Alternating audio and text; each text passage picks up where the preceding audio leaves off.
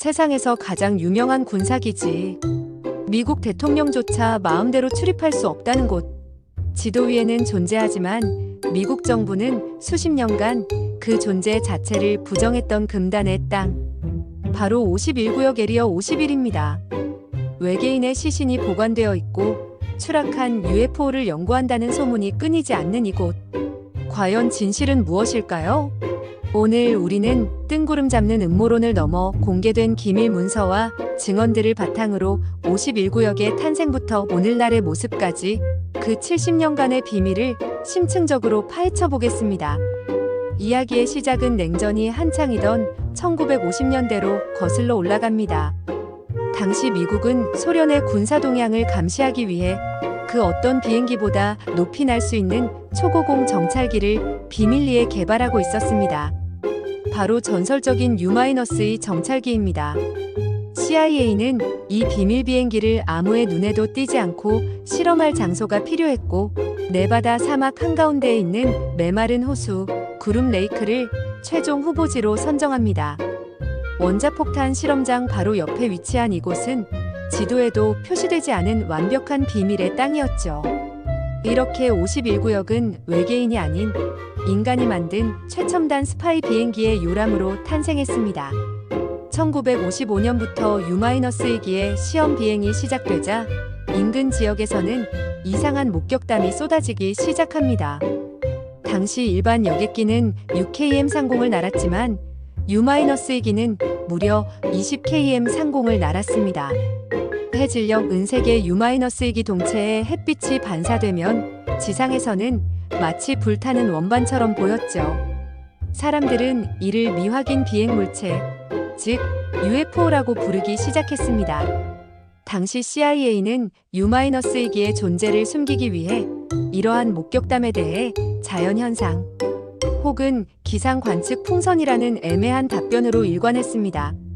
정부의 이러한 비밀주의는 훗날 51구역이 외계인 음모론의 성지가 되는 가장 큰 씨앗이 됩니다.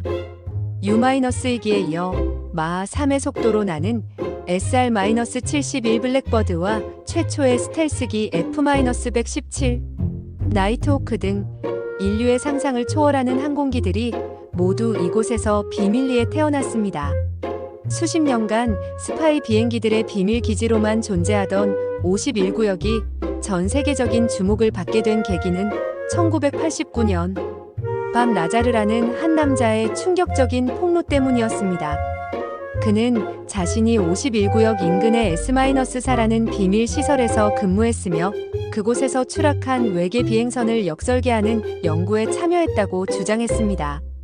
그는 자신이 본 비행선이 중력 추진 장치로 움직이며 원소 115라는 미지의 물질을 동력원으로 사용한다고 매우 구체적으로 증언했습니다. 그의 학력과 경력에 대해서는 수많은 논란이 있지만 그의 인터뷰는 51구역 외계인 연구기지라는 공식을 전 세계인의 뇌리에 각인시키는 결정적인 계기가 되었습니다. 밤 라자르의 폭로 이후 51구역은 대중문화의 아이콘이 됩니다. 영화 인디펜던스 데이에서는 외계인에 맞서는 인류 최후의 보루로 드라마 X-파일에서는 모든 진실이 숨겨진 음모의 중심으로 그려졌죠. 사람들은 더 이상 51구역을 단순한 군사기지로 보지 않았습니다. 그곳은 미지의 기술과 외계의 존재가 현실이 되는 상상력의 공간이 된 것입니다. 2019년에는 페이스북에서 우리 모두를 막을 순 없다며 51구역에 쳐들어가자는 장난스러운 이벤트가 열렸고 무려 200만 명 이상이 참가 의사를 밝히는 해프닝이 벌어지기도 했습니다. 한때 냉전의 가장 어두운 비밀이었던 장소가 인터넷 시대의 민밈이 되는 순간이었습니다. 그렇다면 현재 51구역에서는 정말 무슨 일이 벌어지고 있을까요? 수많은 전문가들은 외계인 연구보다는 차세대 스텔스 폭격기나 극초음속, 무인 정찰기와 같은 우리가 상상할 수 없는 미래의 군사기술이 개발되고 테스트되는 장소일 것이라고 추측합니다. 어쩌면 미국 정부는 사람들이 외계인이라는 신나는 이야기에 정신이 팔려있는 동안 그 뒤에서 진짜 무서운 미래의 무기를 편안하게 개발하고 있는 것일지도 모릅니다. 기지의 경비는 여전히 삼엄하며 기지 경계에는 발포구역, 생존자를 찾지 않음이라는 섬뜩한 경고판이 서 있습니다. 결론적으로 51구역의 미스터리는 사실과 허구가 뒤섞여 만들어낸 거대한 신화입니다.